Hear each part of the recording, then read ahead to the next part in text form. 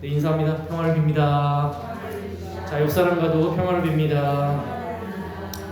네, 여러분, 우리 모두가 좋아하는 팔복의 말씀을 만났습니다.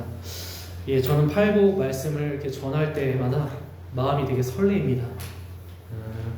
팔복은 읽고 말씀을 준비하고 메시지를 전할수록 전할 때마다 늘 새롭기 때문이에요. 그리고 오늘 말씀을 준비하면서 저는 또 어떤 마음이 들었냐 하면, 야, 이 말씀을 내가 희망교회에서 이렇게 여러분들에게 또 새롭게 전할 수 있는 것도 나에게도 너무 큰 복이고, 또 이런 생각도 들었어요. 이 말씀을 이 자리에서 여러분들이 들을 수 있는 것도 진짜 큰 복이다라는 거. 제가 잘나서 하는 얘기가 아니라 그냥 그런 마음, 이번에는 그런 마음이 들었습니다. 팔복 말씀 준비하면서, 야, 이 귀한 말씀을 우리가 이 공동체에서 우리가 이렇게 함께 정해진 시간 속에서 나눌 수 있다는 게, 야, 하나님이 우리에게 너무 큰 복을 주셨다라는 생각이 오늘 유독 크게 들었습니다. 네, 여러분, 마태복음 5장은 마태복음에서 예수님께서 처음으로 제자들과 무리들을 말씀으로 가르치시는 장면이 시작되는 부분입니다. 마태복음 5장부터 8장까지를 우리는 뭐라고 부릅니까? 산상수훈이라고 부르죠. 예수님의 산 위에서의 설교를 묶어놓은 말씀을 산상수훈이라고 합니다. 여러분, 우리가 이 배경을 먼저 좀 볼 필요가 있습니다. 마태복음 4장에서 예수님의 온 갈릴리를 두루 다니시면서 이제 제자를 삼으시고, 지난 시간에 했던 얘기죠. 온 갈릴리를 두루 다니시던 예수님의 소문이 금세 퍼집니다. 예수님께서는 고통받는 사람들의 아픔을 다 고쳐주시고 그들의 삶에 함께 하십니다. 그러니까 수많은 사람들이 예수님을 따르게 되죠. 여러분, 예수님을 따랐던 이 무리들이 어떤 존재였을까요? 연상이 되죠? 이 사람들이 아쉬움이 없는 사람들이었을까요? 아니에요. 부유한 사람, 잘 나가는 사람, 그런 사람들은 굳이 예수를 따를 이유가 없죠. 예수님의 소문이 나서 예수를 따랐다는 건 뭡니까? 다 각자만의 어떤 갈급함을 갖고 있었던 사람들이었던 거예요. 하나같이 자신의 삶에 무언가를 간절히 필요로 하는 사람들이었습니다.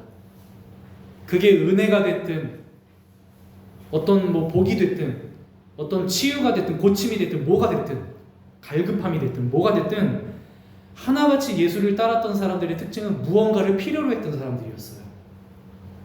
자, 오늘 마태복음 5장 1절은 어떤 말씀으로 시작합니까? 예수님께서 무리를 보셨다라고 말해요. 보셨다. 무리를 보셨다라는 말은 지금의 이 무리들이 어떤 상황에 처해 있는지를 보셨다는 거죠. 그냥 쳐다본 게 아니라 이들의 상황, 이들이 지금 처한 상황들, 어떠한 필요를 가지고 나에게 나아왔던 그 사람들의 어떤 그 절박함이 있잖아요. 그거를 보셨다.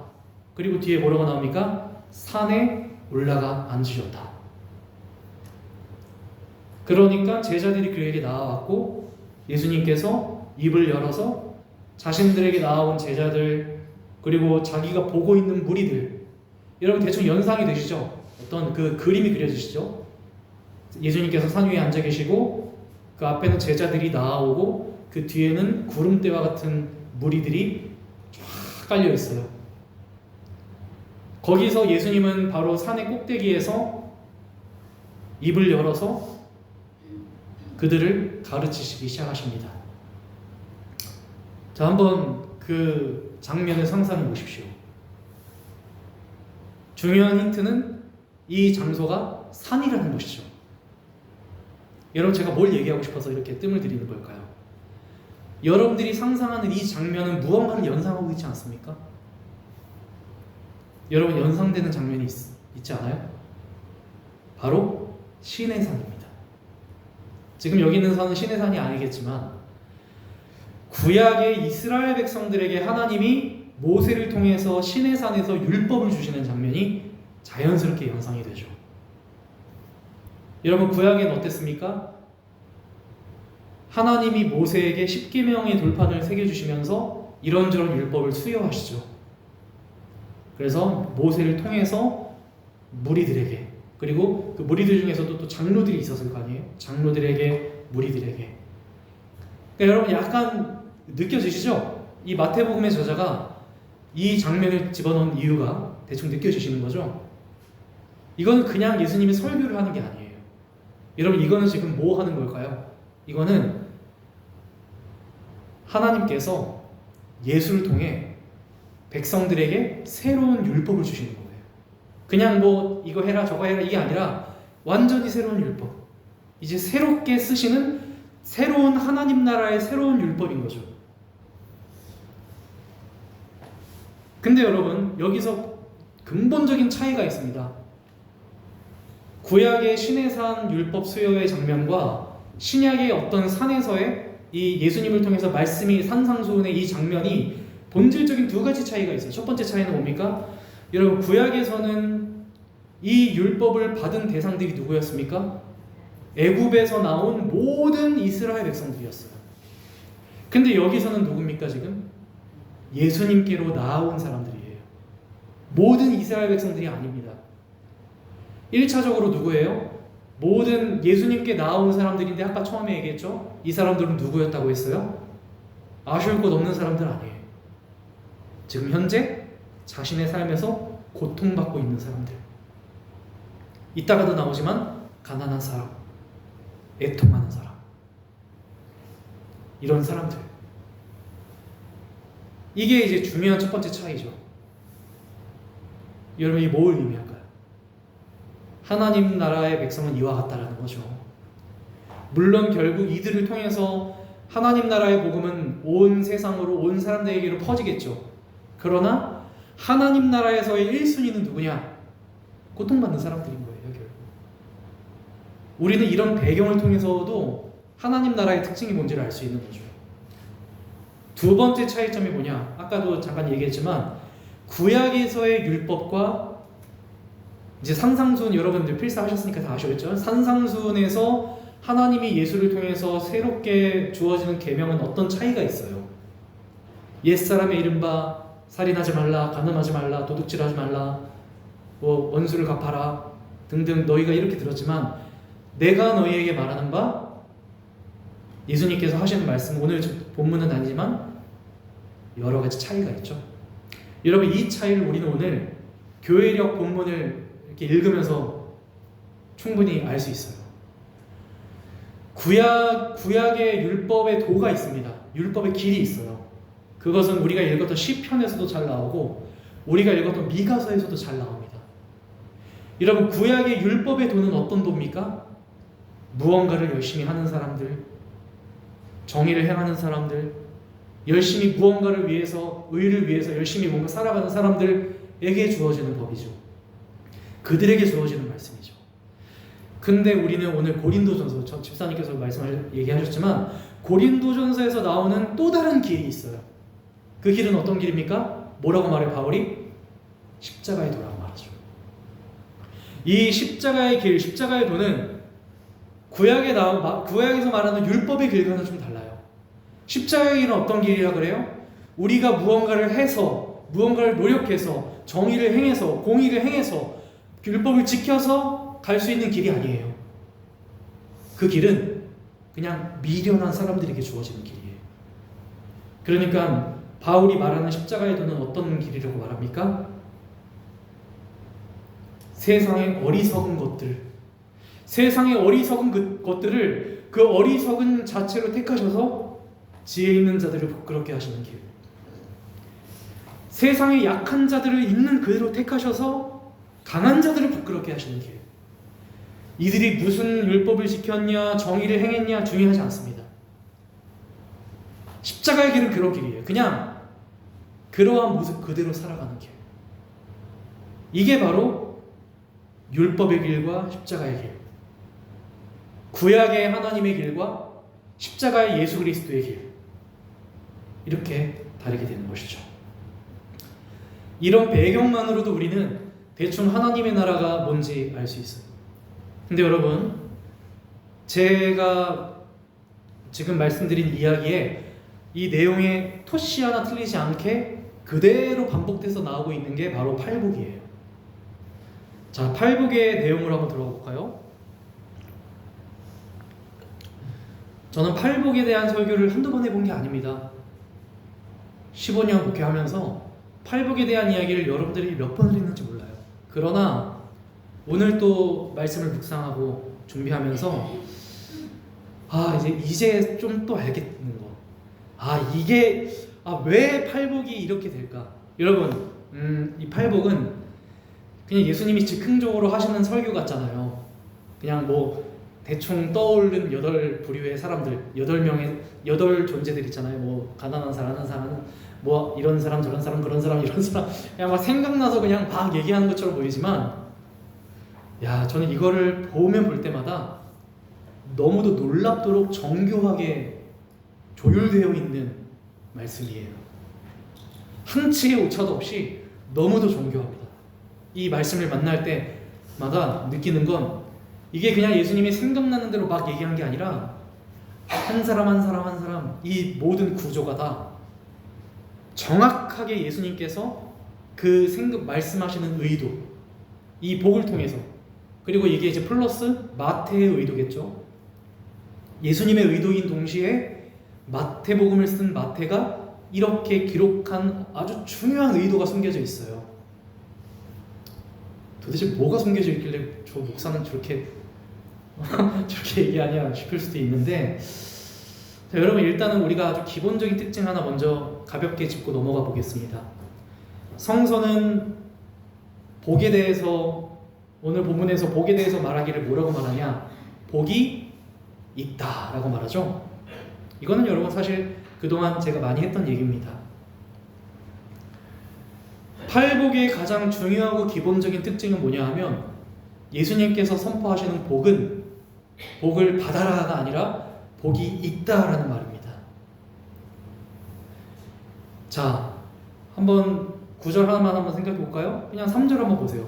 마음이 가난한 사람은 복이 있다, 하늘나라가 그들의 것이다 라고 했을 때, 우리는 흔히 여기서 어떤 것을 복이라고 생각할 수 있습니까? 하늘나라가 우리의 것이라는 결과, 그리고 그것은 다른 말씀도 마찬가지입니다. 하나님의 아들이라 일컬음을 받을 것이라는 결과, 긍휼히 여김을 받을 것이라는 결과, 하나님을 볼 것이라는 어떤 결과, 우리에게 오게 될 어떤 무언가의 이런 것들이, 그걸 우리가 복이라고 생각하죠. 그렇기 때문에 우리는 복을 어떻게 합니까? 구합니다. 하나님에게 복을 구하죠. 달라고, 내게 달라고 구하죠.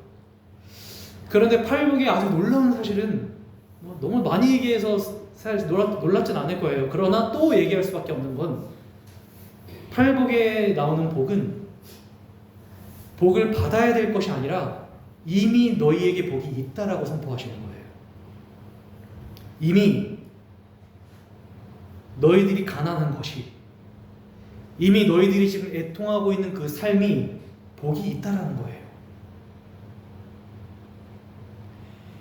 그러니까 예수에게 나아온 우리들은 앞으로 복을 받아야 될 사람들이 아닌 거예요. 그러니까 우리가 이미 이러한 삶을 살아가고 있는 것으로 이 세상 속에서 우리는 이미 복이 있는 존재다라는 사실입니다. 여러분, 이거 인정하기 쉽습니까? 쉽지 않아요, 사실. 그러니까 이 팔복은 너무 우리에게 어려운 부분이에요. 그것도 모르고 우리는 좋아하죠, 사실. 지금 이 지질이 궁상과도 같은 삶을 사는 나에게 복이 있대. 쉽습니까, 그게? 여전히 모자라고, 여전히. 여러분, 지금 예수님에게 나온 무리들 몇 면을 뜯어다 보세요. 다 뭔가를 필요로 하는 사람들입니다. 그리고 그 필요한 게 없어서 굶주리고 목마르고 배고프며 아파하며 고통받으며 살아가는 존재들이에요. 그러한 존재들에게 지금 예수님이 뭐라고 말해요? 너희들 복이 있어. 이걸 쉽게 받아들여지십니까? 이따가도 나올 얘기지만, 그래도 상이 있겠지. 그래도 상이 있겠지. 예수님 말씀하시죠? 하늘에서 너희의 상이 크다. 여러분, 이건 좋게 얘기한 거고, 안 좋게 얘기하면 뭐예요? 이 땅에선 기대하지 마. 약간 이렇게도 읽힐 수 있는 말씀이에요. 어떻습니까, 여러분? 여전히 우리 자녀가 잘 되기를 원하는 복을 구하며 살아가는 우리들. 잘못됐다는 건 아닙니다만 그게 어떤 보장된 복이면 얼마나 좋을까요, 여러분? 정말 빼도 박도 못하게 보장되어 있고 절대 누가 훔쳐갈 수 없고 그냥 진짜 마치 보험처럼 정말 보험 같은 건 내가 넣으면 내가 어쨌든 아플 때 보상이 오잖아요. 여러분, 하나님의 복이 차라리 보험이면 얼마나 좋을까? 근데 여러분 생각해 보세요. 그러면 과연 그리스도인의 삶에 믿음이라는 게 있을 수 있을까요? 내가 부은 보험에 대해서 내가 응당 받는 게 복이라면 믿음이라는 게 도대체 뭐가 필요할까요? 그래서 우리의 삶이 참 많이 흔들리는 거예요. 하나님 나라는 우리에게 복을 가져다주는 나라라기보다 지금 여러분들의 삶이 복을 받은 존재라는 사실을 끊임없이 깨닫게 하는 나라, 그게 바로 하나님 나라라는 거죠. 그래서 우리의 기도는 좀 바뀔 필요가 있는 겁니다. 끊임없이 복을 구하는 우리들에게 주님께서는 아니야, 너희 이미 복이 있어. 지금 너희가 살아가는 이 삶, 너희가 힘겹게 살아가는 그 가정, 너희가 오늘도 부딪히며 살아가는 그 일터, 너희들에게 주어진 모든 그 상황이 복이야. 그럼 그게 복이라면 우리는 어디서 그 복을 발견할 수 있을까? 어디서 복을 발견할 수 있을까요? 어디겠습니까? 하나님이 여러분들과 함께 하시는 게 복인 거죠. 이러한 지질이 궁상과도 같은 삶에서 오직 하나님께서 나를 끝까지 놓지 않고 보라, 내가 세상 끝날까지 너희와 함께 있을 것이다 라는 그 약속, 그 약속을 믿는 믿음, 그래서 내가 어떤 순간에도 하나님이 나와 함께 계셔서 나를 포기하지 않고 붙들어 주시는 그거를 결국 우리는 내가 받은 유일한 복이라고 믿으며 살아갈 수 있는 겁니다. 그러한 삶은 사실 만만한 삶은 아니죠. 하지만 분명 우리가 믿음으로 나아가야 될 삶인 건 맞습니다. 여러분, 팔복을 한번 가만히 들여다볼까요? 이 팔복을 자세히 들여다보면 예수님께서 베푸시는 이 복이 얼마나 정교한지를 알 수 있습니다. 자, 먼저 3절과 10절, 자, 예수님께 이 팔복의 처음과 끝을 한번 먼저 보겠습니다. 처음 한번 3절만 한번 볼까요? 자, 한번 다 같이 3절만 읽어보겠습니다. 시작. 마음이 가난한 사람은 복이 있다. 하늘나라가 그들의 것이다. 자, 그리고 10절 말씀. 자, 팔복의 마지막 복도 한번 얘기해 보겠습니다. 다 같이 읽어볼게요. 시작. 의를 위하여 박해를 받은 사람은 복이 있다. 하늘나라가 그들의 것. 여러분, 팔복의 진정한 깊은 의미를 발견하기 위해서 우리가 먼저 봐야 될 두 가지 복이 바로 요겁니다. 첫 번째 복과 마지막 복. 이 두 복의 공통점이 있죠? 뭡니까? 그 결과가 똑같다는 거죠. 이러한 사람에 대한 하나님의 주시는 결과가 똑같아요. 이들이 하늘나라를 소유할 것이다 라는 거. 이 두 가지 공통점이 있죠. 근데 이게 중요해요. 이 공통점 때문에 더 중요해지는 게 뭘까요? 이 둘의 차이점입니다. 자, 여러분, 첫 번째 복은 누가 나옵니까? 마음이 가난한 사람. 이 마음이 가난한 사람이 어떤 사람인지는 이따가도 사실 가난한 사람인 거예요, 사실. 근데 이제 마음마저 가난한 사람인 거죠. 누가복음에서는 그냥 가난한 사람이라고 나옵니다. 근데 이제 마태복음에서는 심령이 가난한 사람 이렇게 나오죠. 근데 이거를 우리가 어떤 사람은 되게 겸손한 사람 이렇게 얘기하기도 하는데 그렇게 해석해도 맞지만 마음이 가난한 사람이라는 거는 여러분, 가난이라는 게 절대적인 가난만 있는 게 아니잖아요. 여러분, 저는 진짜 우리의 가난은 어디서 옵니까? 내가 실제로 가난한 거에서 오기도 하지만 내가 가난을 느끼는 거에서도 가난이 오는 거거든요, 사실. 그러니까 절대적 가난도 정말 너무 힘들지만 상대적인 가난도 힘든 거예요. 그러니까 내가 아무리 많이 가지고 있어도 자기가 가난을 느낄 수도 있어요. 그러면 자살을 하기도 합니다. 이 모든 걸 통칭해서 저는 그러니까 진짜 말 그대로 정말 너무도 완전한 빈곤, 절대적 빈곤을 말하는 거죠. 이거를 그냥 마태복음만 봐서는 좀 낭만적으로 해석할 수 있을 것 같아요. 아, 우리의 영이 늘 언제나 하나님에 대해서 굶주려 있어. 이건 좀 사실 좀 낭만적인 해석이에요. 그 당시의 상황, 그 자리에 나왔던 사람들의 그 배경과 그들의 삶의 수준을 생각해 보면, 그리고 누가복음의 그 가난과도 같이 생각해 보면, 여기서의 가난은 진짜 단순한 물질의 가난만이 아니라 심령, 마음까지도 정말 빈곤할 수밖에 없는 사람,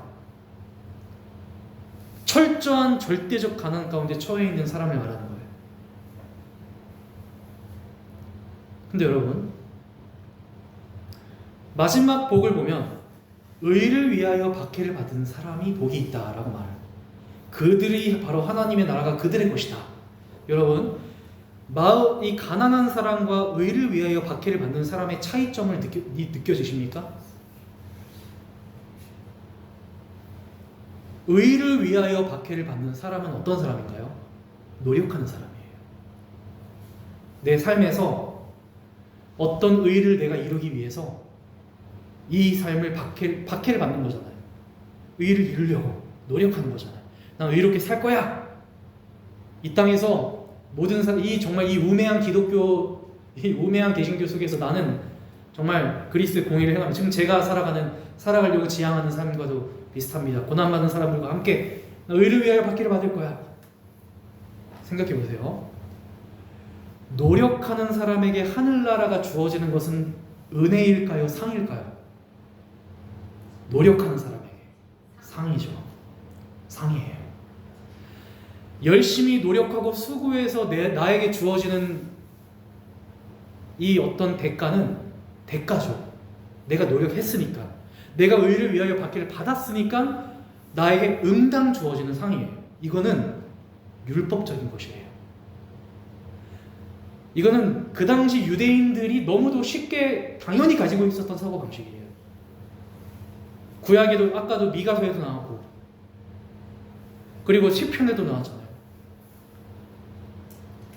내가 의를 위해서 나는 열심히 살고 있어 지금. 그런 나에게 당연히 하늘나라가 내가 주어지는 건 보상이죠, 보상.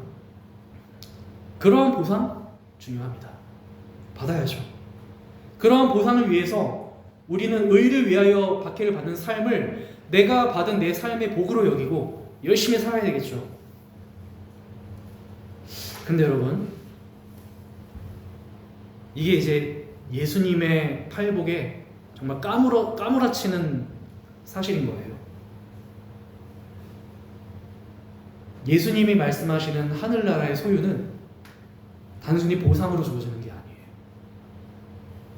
가난한 사람은 어떤 사람이에요? 이거는 여러분, 가난이라는 거,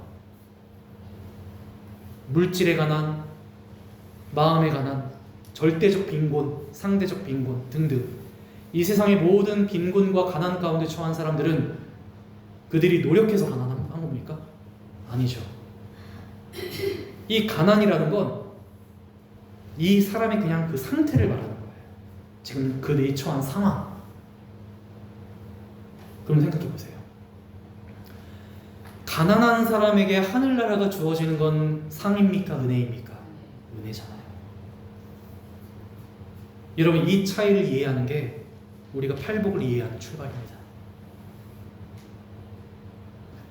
노력하는 자에게 하늘나라가 천국이 주어지는 것은 그 당시의 율법도, 그 당시의 유대인들 모두가 인정하는 사실이에요.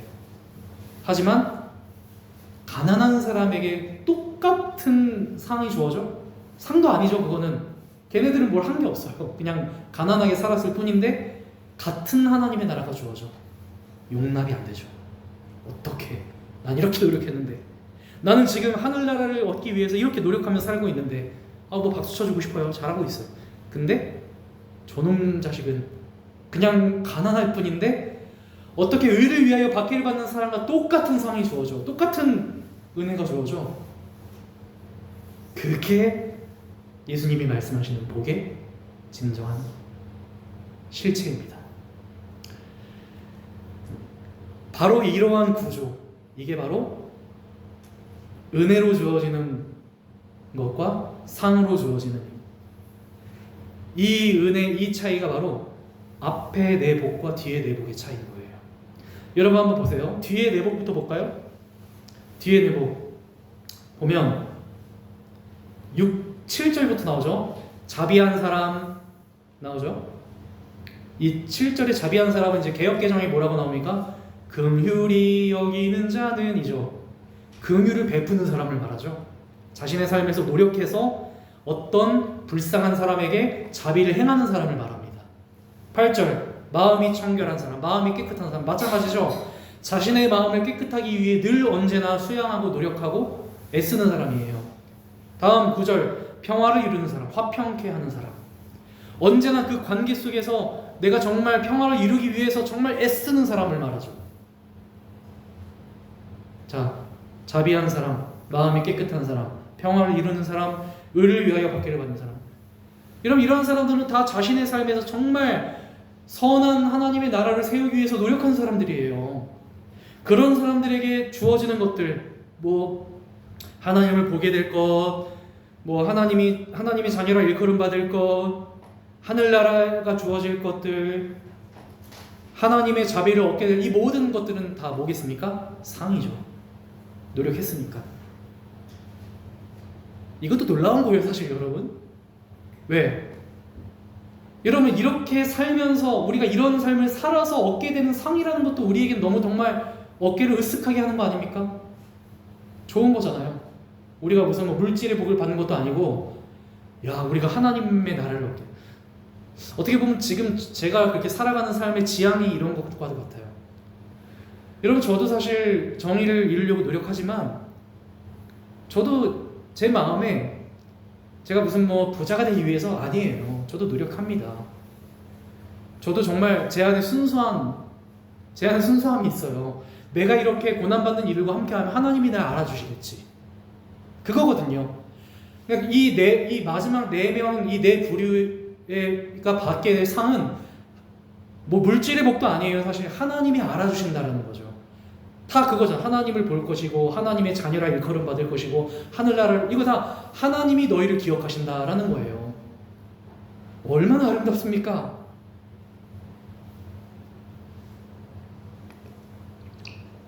이 뒤에 4가지 복만으로도 우리는 사실 살아갈 수 있어요. 이 정도로도 충분하죠. 근데 여러분, 예수님의 그 어떤 사람을 생각하시는 그 마음은 아무리 저 같은 순수한 마음으로 정말 하나님을 보기 위해서, 정말 하나님이 나를 알아주길 위해서 순수한 마음으로 노력한다고 해도 절대로 예수님의 그 품을 우리는 이해할 수 없어요.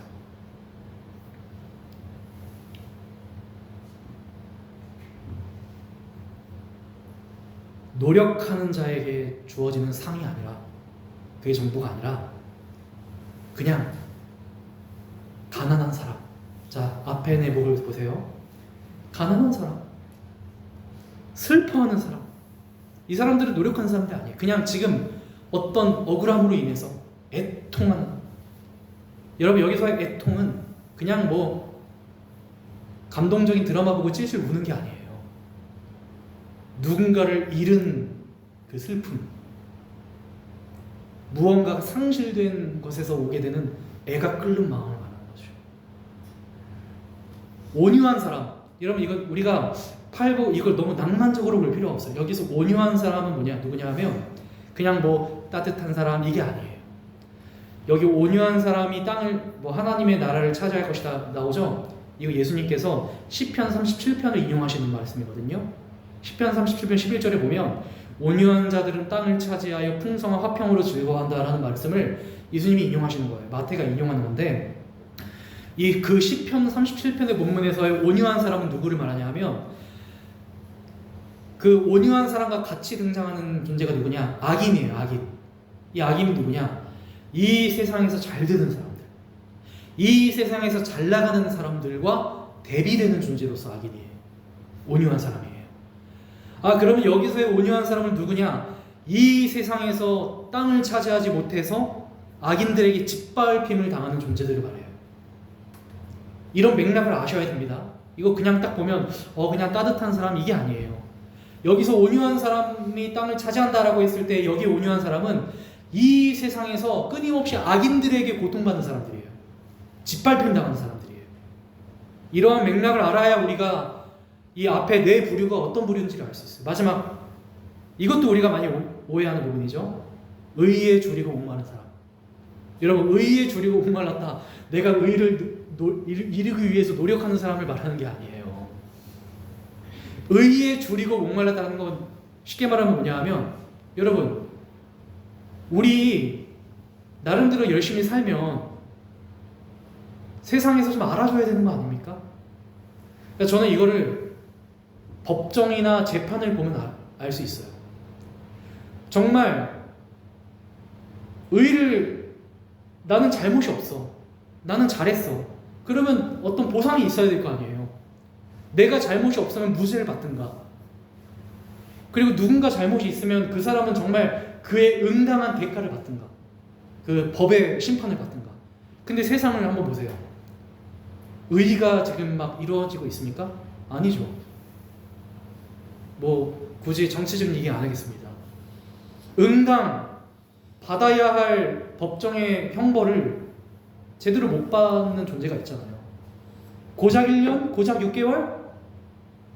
근데 어떤 사람은 그냥 뭐 초코파이 하나 훔쳤고 버스 그냥 한번 무임승차 했을 뿐인데 그에 버금가는 벌을 더 넘어서는 벌을 받기도 하고요. 여러분, 그 얘기 아시잖아요. 어떤 억울해하는 과부가 밤낮 재판관에게 가서 계속 무릎 꿇고 내 억울함을 들어달라고. 그 사람은 어떤 사람입니까? 그런 사람이 의에 줄이고 목마른 사람이에요. 자기가 어떤 의를 이루고 싶어서 막 갈급한 사람이 아니라 세상이 그에게 의를 이루지 않아. 그래서 목마른 사람인 거예요. 그래서 줄인 사람인 거예요. 내 억울함을 좀 법이 좀 의를 좀 행해야 되는데, 내 의로 내 억울함을 좀 이게 이 법정으로, 법으로, 말씀으로 의롭게 다스려야 되는, 시리를 받아야 되는데 의롭지 못해. 세상은 의롭지 못해서 의를 얻지 못해. 그런 사람을 말하는, 좀 미묘하게 다르죠? 그러니까 쉽게 말하면 의에 줄이고 목마른 사람은 뭐냐? 이 세상에서 억울하게 살아가는 사람들인 거예요. 억울하게. 그들이 배부를 것이다라는 건 어떤 의미일까요? 그러면 그냥 밥 많이 먹고 배부른 게 아니에요. 충분히 그들에게 그들의 억울함이 충분히 풀리게 될 것이다라는 말인 거예요. 이게 바로 이 앞에 나오는 네 가지 복의 의미예요. 그러니까 여러분, 이 예수님께 나아왔던 이 사람들의 존재들의 특징들과 이 모든 것들을 고려했을 때 이 앞에 네 부류는 다 누굽니까? 상을 받을 수 없는 사람들인 거예요. 다 가난하고 애통하고 억울하고 짓밟히고 다 그런 존재들이에요. 근데 그런 존재들이 열심히 의를 위해서 노력하고 자비를 행하고 의를 행하고 이렇게 열심히 노력하는 사람들이 받게 될 것을 똑같이 받는다라는 말, 그게 팔복이에요. 그러니까 이 예수님의 팔복을 유대인들이 받아들일 수 있습니까? 못 받아들이는 거죠. 어떻게 저런 놈들이랑 내가 똑같은 복을 받아?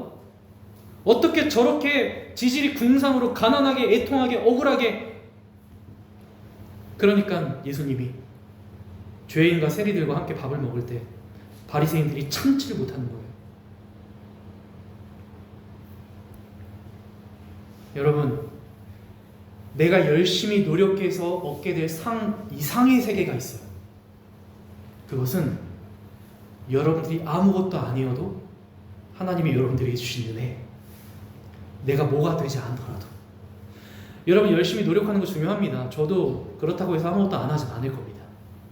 이번 주에도 또 열심히 저는 저에게 주어진 사명의 자리에 가서 정의를 이루며 살 겁니다. 하지만 여러분, 그렇게 의의를 이루며 살아가는 제가 그럼에도 교만할 수 없는 이유,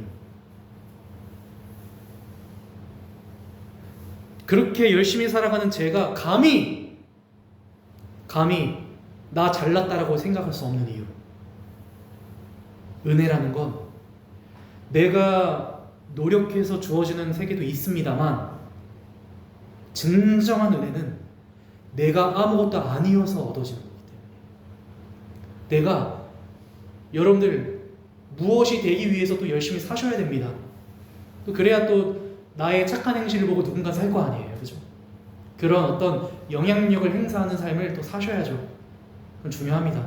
저는 그러한 삶이 전도라고 생각해요. 십자가의 도라고 생각해요. 전도라고 생각해요. 그러나 여러분, 하나님이 우리에게 주시는 그 은혜의 본질적인 의미는 여러분들이 무언가를 해서 얻어지는 것이 아니라 여러분들이 무언가가 아니어도 하나님이 여러분들에게 주시는 거예요. 그걸 알아요. 그걸 알아야 내가 의롭게 살아가도 교만하지 않을 수 있어요. 내가 정말 열심히 어떤 고난받는 사람들과 함께 살아가도 노력해도 성실해도 감히 교만하지 않을 수 있는 거예요. 내 주제를 알 수 있는 거예요. 내 위치를 알 수 있는 거예요. 내가 열심히 노력해서 열매를 얻지만 애초에 열매라는 건 내 노력에 따라 주어지는 것도 있죠. 그렇지만 이 모든 게 결국엔 내가 아무것도 아닌 하나님의 은혜라는 걸 우리가 뼛속 깊이 기억하는 삶인 거예요. 그게 바로 이 팔복이 여러분들을 흔들어 깨우는 겁니다. 그렇기 때문에 저는 여러분들이 하나님에게 아무것도 아닌 존재로 살아갈 때 얻게 되는 은혜가 됐든 그러한 여러분들이 정말 그래도 세상을 바꾸기 위해서 열심히 의를 위하여 박해를 받고 그러한 삶을 살아가는 여러분들이든 어떤 삶을 살아가든 결국 결론이 뭐냐? 바로 11절에서 12절. 여러분, 상을 받으며 살아가는 사람들이든 은혜를 받으며 살아가는 사람들이든 결국 우리의 삶은 이 땅에서 어떨 수밖에 없다? 11절. 한번 다 같이 11절만 읽어볼까요? 시작. 너희가 나 때문에 모욕을 당하고 박해를 받고 터무니없는 말로 온갖 비난을 받으면 여러분 이거예요. 결국 예수님께서 우리에게 복이 있다라고 주시는 삶, 여러분들이 애통하는 삶을 살고 여러분들이 뭐 힘겹고 애통하고 가난하고 짓밟히고 억울한 삶을 살든 아니면 여러분들이 노력하고 의를 위하여 박해를 받고 뭐 남에게 자비를 베풀고 어떤 삶을 살든 그 삶은 다 복이죠. 근데 예수님은 이 팔복의 결론을 뭐라고 내리고 있어요? 그렇지만 이 세상에서는 힘겨울 수밖에 없는 삶을 산다는 거죠. 기대할 수 있는 게 없는 거예요. 모욕을 당하고 박해를 받고 비난을 받는 삶. 근데 저는 오늘 이 본문에서 어떤 장면이 어떤 단어가 딱 들어오냐면 터무니없는 말로 비난을 받는다는 말이죠. 터무니없는 말.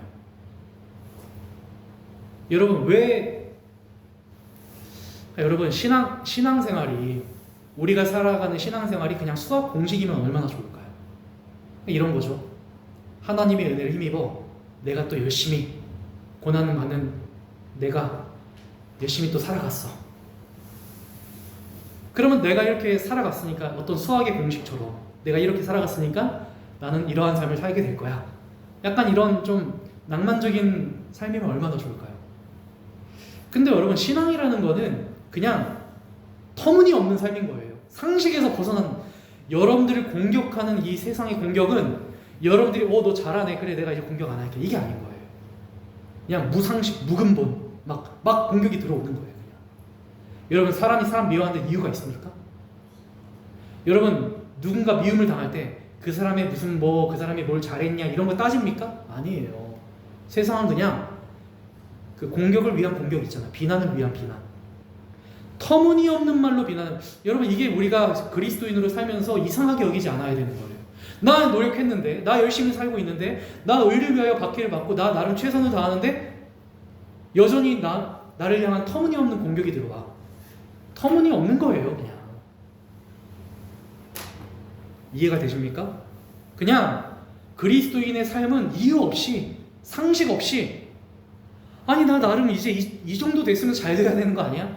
그럼 누구나 그런 기대 심리가 있습니다. 저 역시도 이렇게 현상이 연대하다 보면, 아니 이 정도 싸웠으면 좀 하나님, 이 정도 좀 투쟁했으면, 이 정도 억울한 사람들과 함께 했으면 이제는 좀 기도를 들으셔야 되는 거 아니에요? 여전히 공격을 받아요. 여전히 가난해요. 여전히 똑같은 비난을 받아요. 여러분 그 이해가 안 되죠? 나 3년 했는데, 나 4년 했는데, 나 10년을 뿌렸는데, 나 15년을 뿌렸는데, 저도 아마 언젠가 제 믿음이 연약해지면 이런 기도가 나올 수 있을 것 같아요. 하나님, 저 희망교회 16년 했어요. 정말 뭐 한 몇 년 지나면 20주년이 되겠네요. 하나님 20주년 했습니다. 그 정도 되면 우리 희망교회 재정은 뭐 1억은 넘어야 되는 거 아닙니까? 그런 어떤 여러분 우리 안에 어떤 수학 공식 같은 그런 게 있어요. 근데 여러분 고난이라는 건 늘 언제나 터무니없이 찾아와. 그냥 여러분들의 그런 노력을 무시하기라도 한 듯 갑자기 또 그냥 들어오는 거예요. 이유 없이. 그러니까 그 이유를 모르겠죠.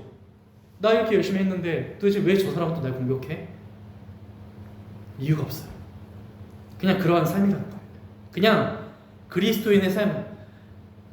여러분 이러한 삶을 살지 않으려면 방법이 딱 하나밖에 없어요. 예수 안 믿으면 돼요. 예수님을 안 따르면 되는 거예요. 간단하지 않습니까? 여러분 그럴 자신이 있어요? 예수님을 안 따르면 적어도 나도 계산하며 살게 될 테니까, 그죠? 나도 굳이 예수님의 사랑 그냥 무식하게 멍청하게 베풀지 않고 나도 막 세상의 이치에 밝아서 계산하며 살면 될 테니까. 근데 예수님을 적어도 따른다고 했을 때는 이유 없는 고난이 찾아오는 거예요. 왜? 우리의 삶은 그냥 이유 없이 살아가니까. 이유 없이 정의를 위해 살아가니까. 어쩔 수 없는 거예요. 까닭 없이 이유 없이 예수님께서 십자가 못 박히셨던 것처럼 우리도 예수님을 따르는 이상 까닭 없이 이유 없이 터무니가 너무 있으면 좋겠는데 그냥 비난을 받게 돼요. 그럴 때 우리는 거기서 이유를 찾고 싶죠. 주님 왜 하필 지금이니까? 왜 그럽니까 주님? 근데 사실 아무리 기도해도 발견이 안 돼요. 근데 결국엔 어떤 고백이 나오느냐? 결국에는 이 삶을 받아들이고 한 우리들에게 나오게 되는 기도의 고백은 뭐냐? 이러한 터무니없는 삶이 복이 있다. 복이 있다. 그게 바로 팔복의 결론이에요. 여러분들이 뭐 고난을 당하며 살아가든 그 속에서 열심히 노력을 하든 어쨌든 예수님께서는 우리에게 말씀하십니다. 니들이 어찌됐든 모욕과 다 박해와 비난을 받을 수밖에 없어. 그러나 복이 있는 거야 그게. 그러니까 마지막으로 말하죠. 기뻐하고 즐거워해라. 저는 이걸 어떻게 받아들이냐? 모욕을 당하고 박해를 받고 터무니없는 말로 비난을 받는 건 복이 있다라는 말은 저에게는 어떤 부르심으로 다가옵니다. 그러니까 결국 모욕의 중심으로 내가 가야 되는구나. 박해의 중심으로 내가 나아가야 되는구나. 내가 지금 만약에 비난을 받고 있지 않아. 그게 이상한 거예요. 내 삶에 문제가 있을 수도 있는 거예요.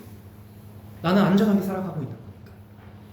그러면 그런 삶이 찾아올 때마다 저기 저 너머에 박해를 받고 있는 삶으로 내가 뛰어들어가야 돼. 그것이 어디겠습니까? 바로 이 무리들이 거하는 삶인 거죠. 고난이 있는 삶, 고통이 있는 삶에 내가 뛰어들어가서 같이 고통을 감내하며 같이 박해를 받으며 살아가는 것.